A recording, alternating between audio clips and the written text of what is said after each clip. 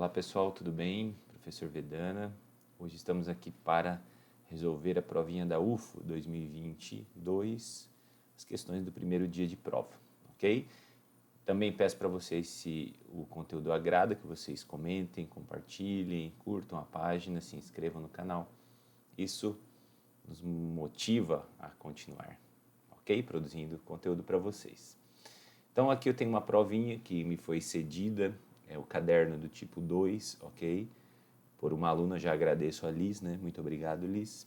E a gente vai resolver esses exercícios, ok? Da prova de física. Deixei assim porque eu acho que fica melhor para você ler as anotações que estão à caneta, a gente vai desprezar nesse momento, ok? Exercício número 17, diz assim: um veículo de 1.000 kg é submetido a um teste para estimar o percentual de energia do combustível que ele converte em energia de movimento. Energia de movimento é energia cinética, né? O veículo é acelerado a partir do repouso, portanto, velocidade inicial igual a zero, em uma pista plana e horizontal até atingir a velocidade de 30 metros por segundo. No final ele vai ter esta velocidade aí. Enquanto se monitora o consumo de combustível, no caso álcool hidratado, cujo poder calorífico é de 20 megajoules por litro, sendo que 1 megajoule é 1 milhão de joules. Considerando-se apenas a conversão da energia citada e sabendo-se que o consumo de combustível no teste foi de 50 mililitros, qual foi o rendimento do motor no referido teste? A gente vai voltar para cá, ó, e a gente vai anotar algumas informaçõezinhas importantes, tá? Questão 17. Ele falou que foram consumidos 50 mililitros. E a gente precisa também saber, né, quanto de energia isso aqui libera, quantos joules. Então vamos fazer uma regrinha de 3. Vamos chamar de x. E o que a gente sabe do enunciado? Que 20 milhões, como é que escreve milhões? 20 vezes 10 na sexta joules, espera aí que o professor está colocando aqui, 20 vezes 10 na sexta joules são liberados se nós queimarmos 1 litro. 1 litro a gente precisa colocar em mililitro também, né? Então, 1.000 mililitros, ok?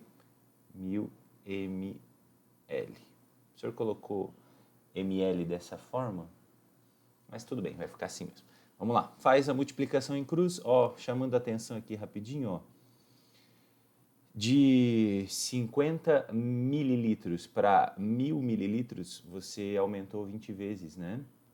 Então, se este cara aqui de baixo é 20 vezes maior do que este aqui de cima, então este também é 20 vezes maior do que esse. Ah, então já deu certinho a conta. 1 milhão de joules, ok? A gente já fez a conta meio que por proporção aí mais rápido, beleza?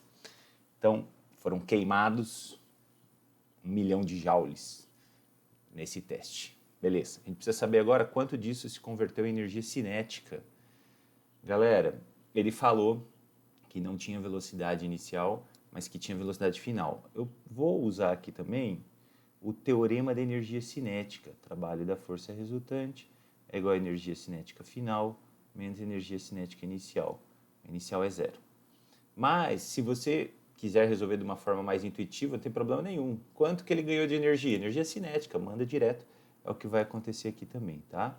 Trabalho da força resultante é igual a massa, que é 1.000, vezes a velocidade ao quadrado, que é 30, não esquece de levar ao quadrado, tudo sobre 2. Beleza? Trabalho da força resultante vai dar, vamos fazer a continha? 30 ao quadrado é 900. 900 dividido por 2 é 450. 450 mil. Vamos escrever esse número? 450 vezes 10 na terceira.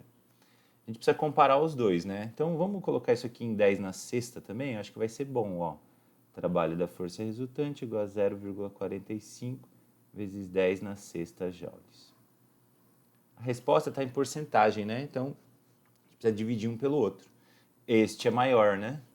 Este é menor. Então, vamos chamar de rendimento, razão, vamos chamar de razão, 0,45 vezes 10 na sexta, dividido por 1 vezes 10 na sexta. Nesse exercício, a UFO foi bacana, né? Com os numerozinhos aí, 0,45, que é a mesma coisa que 45%. Ok? Divide o menor pelo maior, né? Esse exercício evoca um pouquinho dos conceitos da segunda lei da termodinâmica, né, gente? O rendimento nunca pode ser de 100%, beleza? Então, questãozinha número 17, resposta letra A, não me parece que era uma questão muito difícil de ser resolvida, tá?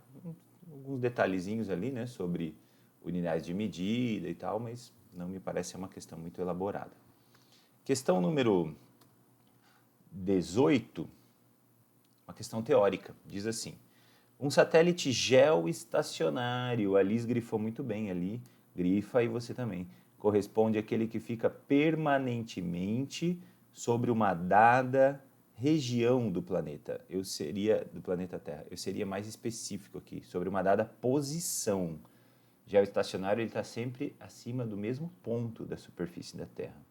E por isso, essa é a definição, tá, gente? E por isso é muito utilizado para suprir serviços específicos para aquela região, como, por exemplo, monitoramento e comunicações. A respeito dos satélites geoestacionários, é correto afirmar que possuem, letra A, velocidade nula em relação ao observador em repouso no Sol, em relação ao Sol. Não, né, gente? Em relação ao Sol, o satélite está girando junto com a Terra. B, órbitas que ficam permanentemente sobre a região polar da Terra. É mais comum que esses satélites estejam na região da linha do Equador, tá? Letra C, órbitas cujo período é equivalente ao período de rotação da Terra. E aí é a nossa respostinha, né? Vamos voltar aqui para essa tela. Olha só, questão número 18. Se o satélite tem que ser geoestacionário, ó aqui o planeta Terra. Ok? A Terra está girando. Vamos colocar aqui um eixo nela, bem vertical mesmo, não tem problema nenhum. A Terra está girando para lá.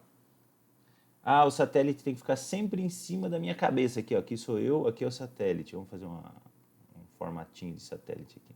Ah, então significa que quando eu der uma volta, o satélite também tem que ter dado uma volta, ok?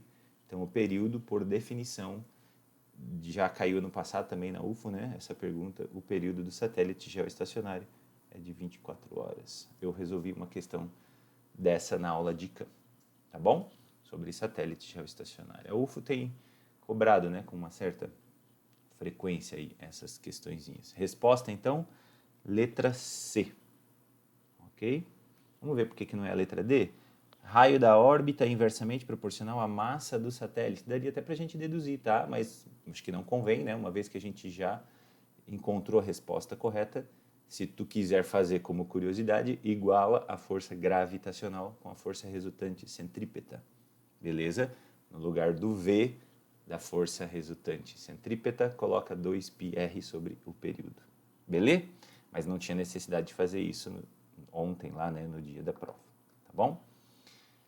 Questão número 19 é uma questão que me agrada muito. Por quê? Porque eu sempre que falo, né, de instrumentos ópticos, procuro mostrar isso que essa questão pediu para os alunos. Você não precisa se preocupar em decorar. Então, na minha opinião, essa questão foi bem elaborada, tá? É uma questão que não é fácil, mas ela está muito bem feita, na minha visão. Diz assim: o microscópio óptico composto da figura A, à esquerda, né, é um aparelho que auxilia a observação de objetos e de detalhes de pequenas dimensões e que não poderiam ser vistos pelo homem a olho nu. Ele possui duas lentes, chamadas objetiva, que fica mais perto do objeto, é claro, e ocular, que fica mais perto do olho, né, gente? Óculos. E o esquema óptico de seu funcionamento, utilizando a representação de raios luminosos, que produz a imagem observável, é indicada na figura B. Então, a figura do lado direito, né, que está aqui, ok, para você, deixa eu ver se está aparecendo aqui, está aqui para você, é o que a gente vai precisar ler para entender o exercício, tá bom? Para responder o exercício. A respeito do funcionamento do microscópio óptico composto e considerando-se as figuras, é correto afirmar que, vamos lá, letra A imagem 2 é vista, ou melhor, a imagem 2 é vista pelo observador e é uma imagem real. Vamos lá, vamos entender a figura bem detalhadinho. Aqui está o nosso objeto. Raio notável, paralelo pelo foco. que me parece que é pelo foco paralelo, exatamente. Então, aqui nós temos a nossa primeira imagem, ok? A imagem 1. Quem que formou essa imagem? Uai, essa lente que está aqui, né, gente? E como é que chama essa lente? Essa lente é a objetiva, ok? Então, esta imagem 1 é a imagem da objetiva. Só que aí, ó, o desenho continua. Aos raios, paralelo pelo foco, no centro óptico sem desvio. Só que aqui eles são divergentes, os raios. Ó. Então, para achar a imagem da ocular, muita atenção, para achar a imagem da ocular, a gente precisa prolongar. E aqui está a imagem, chamou de imagem 2, né? É a imagem da ocular. Esta é a imagem final, esta é a imagem que o observador vai ver. E é o que está escrito ali na letra A. A imagem 2 é vista pelo observador, isso está certo. Só que ela é uma imagem real, isso não é verdade, né? Ela é uma imagem virtual, porque aqui nós temos prolongamentos de raios, tá bom? Já quero chamar a atenção para uma coisa que eu sei que vai ser importante aqui para responder o exercício, e geralmente os alunos têm dificuldade. Muita atenção. A imagem 1, ela é formada, olha os raios, gente, os raios que saem da objetiva. Então, a imagem 1 é imagem para esta lente, tudo bem? Isso a gente tinha falado, só que agora vem o novo.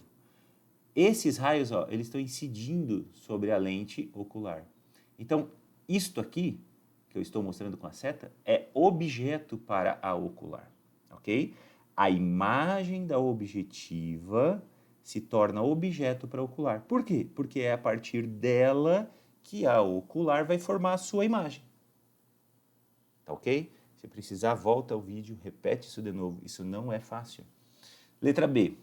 A imagem 1 indicado na figura B, é objeto para a lente ocular. É o que está escrito, né? Até a pessoa que riscou por cima, né? Então, vamos ler de novo, letra B. A imagem 1, tá aqui a imagem 1, ó, indicada na figura B, é objeto da lente ocular, tá certo? Porque é a partir dessa aqui que a lente ocular vai formar a sua imagem. Então, esse é o objeto da ocular, e esta é a imagem da ocular, tá bom? Então, exercício número 19, muito cuidado, a resposta é a letra B de bola. Vamos ver as outras, porque não são? C. A imagem produzida pela lente objetiva é uma imagem virtual. A lente objetiva está aqui, né? A imagem dela é essa daqui. Tá vendo que ela está invertida? Isso é um indício, né? Invertida em relação ao objeto dela, claro, né, gente? Isso é um indício, toda imagem invertida é real. Ou você pode olhar os raios de luz, ó. São os raios que formam a imagem 1. Não tem prolongamento aqui para a formação da imagem 1. Então, ela é uma imagem real, tá bom? Letra D. A ampliação total é a multiplicação. Esse é um ponto chatinho da gente lembrar, mas eu acho que precisa mais ter um raciocínio lógico, né? Se esta imagem 1, sei lá, tem o dobro do tamanho do objeto, e aí depois a imagem 2 vai ter 3 vezes o tamanho da imagem 1. 3 vezes. Então, multiplicou por 2, depois multiplicou por 3. É o produto, ok? Aqui embaixo, ó, não é soma, tá bom? Então, questão 19. Eu gostei, achei que era uma questão legal, mas que era exigente. Vamos para a questão número 20, também é teórica. Diz assim, ó. Uma prática muito comum nas escolas é a montagem de um motor elétrico rudimentar, simples como indicado na figura A. Ele é constituído de uma pilha comum, suporte de arames, que podem ser de clips, tá bem pequenininho lá no canto, né? De papel, um fio condutor enrolado em formato de uma bobina e um ímã permanente. Dá para ver na figura do lado esquerdo isso, né? Aqui. Quando ligado, após um pequeno empurrão inicial, e dependendo das condições de montagem, se foi corretamente montado, claro, né? Ele gira, é o que está acontecendo na figura da direita, ó. Ele gira, transformando energia elétrica em energia mecânica. O que ele vai perguntar? Qual é a explicação física para a geração do movimento de rotação do motor? Gente, por que gira? Essa é a pergunta, tá? Eu acho que esse exercício talvez fosse um dos mais difíceis do ponto de vista conceitual, porque talvez traga para você os assuntos, né, o conhecimento lá sobre indução, e não é indução aqui, tá bom? A pergunta que ele fez, ó. Por que que ele gira? Letra A variação do campo magnético do ímã interage com a corrente elétrica da bobina e gera uma diferença de potencial necessária para a rotação. Gente, o que ele falou na letra A é a indução eletromagnética, né? Só que acontece que a bobina já está ligada na pilha. Então, você já tem diferença de potencial na bobina e, portanto, corrente elétrica que é necessário para a rotação. Tá? Então, a letra A não explica o fenômeno. Letra B, a diferença de potencial da pilha interage com o campo elétrico variável da bobina. Não, né? É o campo magnético do ímã que faz aí girar. Claro que tem a ver com a corrente elétrica também, né, gente? Letra C, a corrente elétrica que percorre a bobina interage com o campo magnético do ímã. Aí sim, e gera as forças necessárias para a rotação. É mais ou menos a gente dizer assim, ó, cada fiozinho que está aqui vai ser percorrido por uma corrente, né?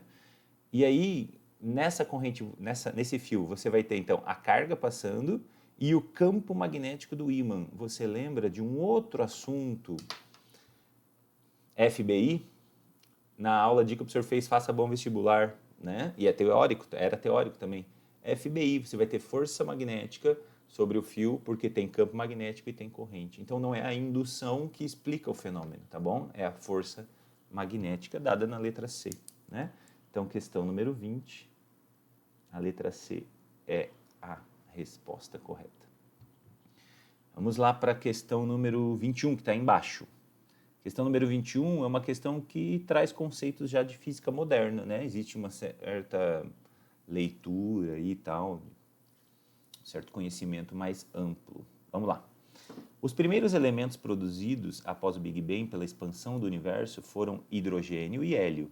As estrelas se formaram desse material primordial e usaram esses dois elementos como combustível para gerar energia através de reações nucleares. Fusão nuclear, né, gente? Durante essa etapa, as estrelas brilham e produzem os elementos químicos de maior número atômico, principalmente carbono, oxigênio, cálcio e ferro, que são os principais elementos que nos formam e formam também o mundo ao nosso redor. Então veja o que ele explicou. Você tem hidrogênio e hidrogênio, junta forma hélio. Aí você tem átomos mais leves, vamos falar numa linguagem, né, bem genérica, átomos mais leves se juntando e formando átomos cada vez mais pesados. Fusão nuclear. Tá? Voltando para cá. Esses elementos são levados para a superfície das estrelas por convecção ou difusão radioativa, a partir da qual são dispersados por vento estelar ou ejetados para o meio interestelar quando uma estrela massiva explode. Esse material é então usado na formação de novas estrelas e de seus planetas. Considerando-se as teorias de evolução das estrelas e do universo e o texto acima, é correto afirmar que, letra A teoria do Big Bang afirma que a expansão do universo tem origem em um ponto. Isso está certo, né? No centro da nossa galáxia? Não. Seria muita presunção a gente dizer que é no centro da nossa galáxia. Né, o universo é tido como infinito, né, gente? Então, não importa aí onde foi essa explosão. B. O movimento de convecção é caracterizado por troca de energia. Isso está certo. Por meio de irradiação? Não, né, gente? Irradiação é uma coisa, convecção é outra. C. As reações que produzem energia nas estrelas são uma forma de, deixa eu dar zoom aqui, fusão nuclear. Ali está escrito fissão, né? Então, também está errado. Letra D. O material remanescente de estrelas massivas que explodem pode originar buracos negros. Pode originar qualquer coisa.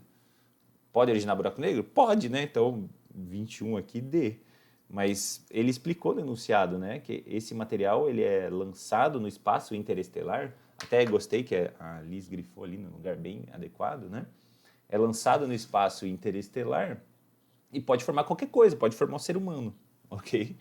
Então, pode formar buraco negro também. Não imediatamente, né, gente? Claro, né, essas coisas, a gente está falando aqui de universo, demoram muito, ok? Mas podem formar, sim. Vamos lá.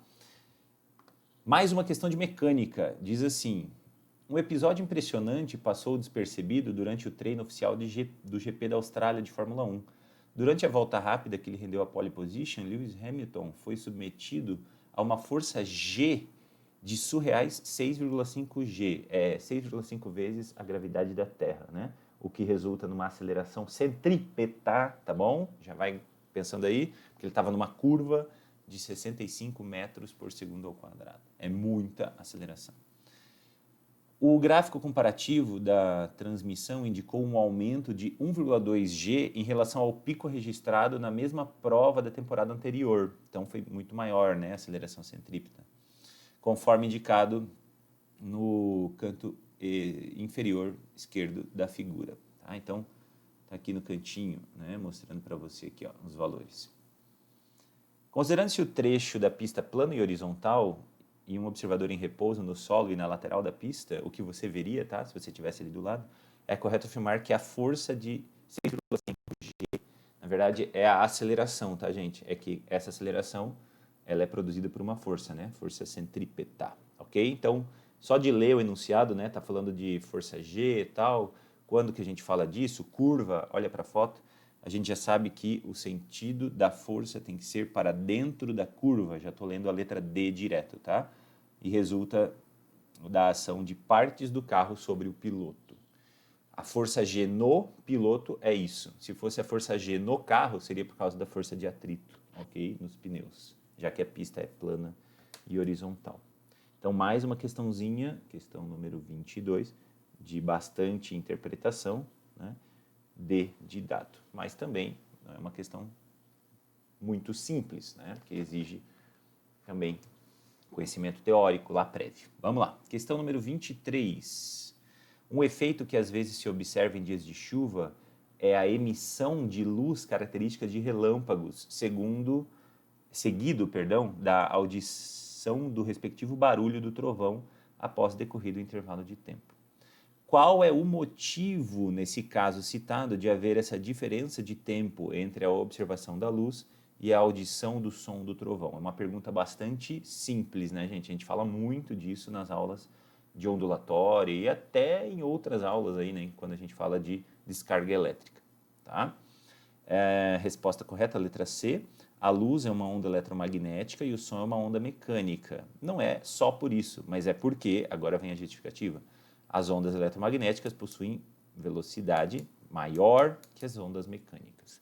Ô, Vedana, isso vale para todas as ondas eletromagnéticas? É uma pergunta bem interessante essa. Vamos trocar a tela aqui, ó. Acontece o seguinte, pensa comigo. Vamos pegar uma onda eletromagnética que você conhece pra caramba aí. É a luz. A velocidade da luz no vácuo é igual a das outras ondas eletromagnéticas, vale 300 milhões de metros por segundo. Vamos pegar uma onda mecânica aí que você conhece pra caramba, que é o som. No ar, velocidade do som, 340 metros por segundo. Quando as ondas eletromagnéticas saem do vácuo e entram em outros meios, elas são freadas. Elas diminuem sua velocidade de propagação, né? Fica mais difícil para elas propagarem. E com as ondas mecânicas, com o som, é o contrário. O som no ar tem 340 metros por segundo, mas quando ele passa para os líquidos ou para os sólidos, a velocidade dele aumenta. Só que você está falando de 300 milhões de metros por segundo, velocidade das ondas eletromagnéticas no vácuo, que vai diminuir um pouco. E você está falando, lá embaixo, de 340 metros por segundo, que vai aumentar um pouco. Então, gente, as ondas eletromagnéticas sempre vão andar mais rápido. Nunca vai haver essa inversão, entende? Não existe meio no qual as ondas mecânicas andem mais rápido do que as ondas eletromagnéticas, desde que as duas se propaguem, né? Claro. Ok? Questão número 23, então, letra C. E vamos para a última.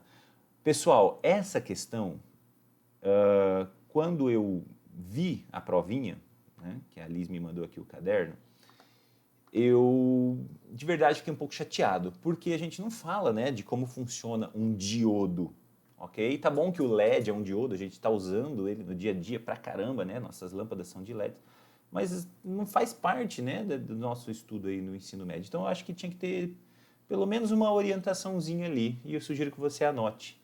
O diodo, ele permite a passagem da corrente em apenas um dos seus sentidos.